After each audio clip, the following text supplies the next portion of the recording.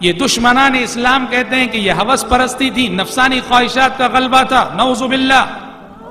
کیسے جواب دیں گے آپ؟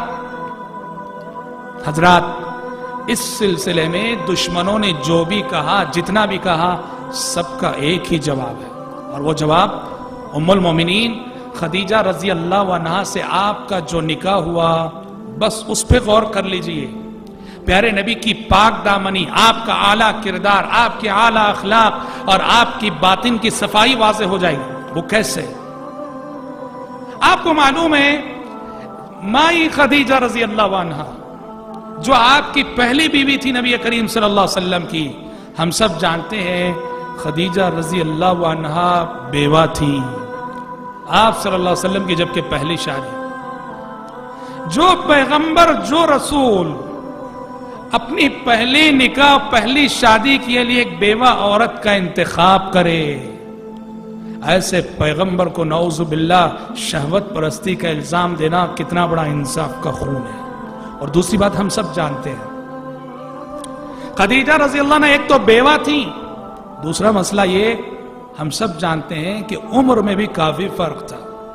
نبی کریم صلی اللہ علیہ وسلم کی عمر 25 سال کی تھی اور خدیجہ رضی اللہ عنہ عمر میں آپ سے 15 سال بڑی تھی، وہ 40 سال کی تھی۔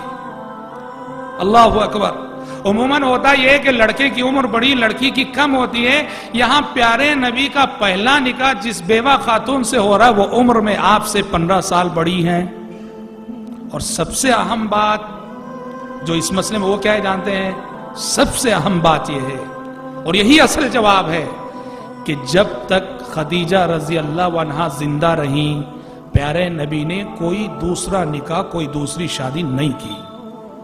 اور آپ کو معلوم ہے کہ خدیجہ رضی اللہ عنہا کا جب انتقال ہوا پیارے نبی کی عمر کیا تھی؟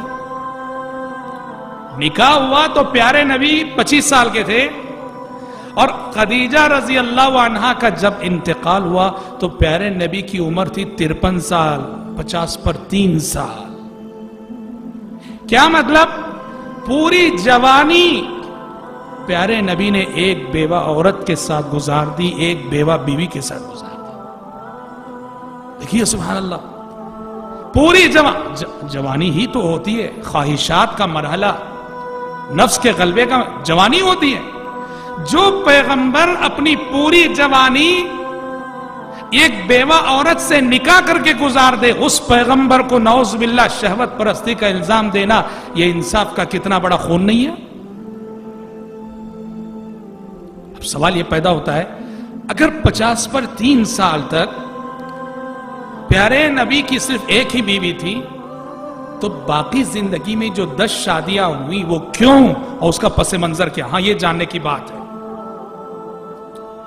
یاد رکھیے، باقیہ جو 10 شادیاں ہوئی آپ صلی اللہ علیہ وسلم کی، بڑے پاکیزہ مقاصد کے لیے، بڑے اعلیٰ مقاصد کے لیے، جس سے آپ صلی اللہ علیہ وسلم کے کریمانہ اخلاق معلوم ہوتے ہیں۔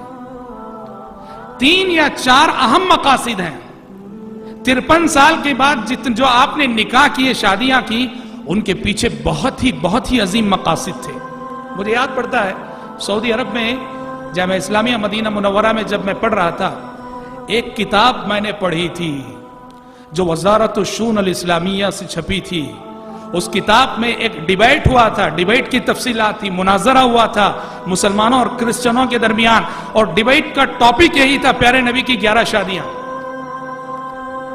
اور اس ڈیبیٹ اور اس مناظرے کا رزلٹ یہ نکلا تھا کہ ڈیبیٹ اور مناظرے کے بعد جو کرسچن مناظر تھے وہ مسلمان ہو گئے تھے، پیارے نبی کی اعلیٰ اخلاق کے قائل ہو گئے تھے۔ کیونکہ جو شخص انصاف کے ساتھ دیکھے گا تو آپ صلی اللہ علیہ وسلم کی ان 11 شادیوں میں کہیں بھی نعوذ باللہ ثم نعوذ باللہ وہ شہوت کی بات، خواہشات کی بات کہیں نظر نہیں آئے گی۔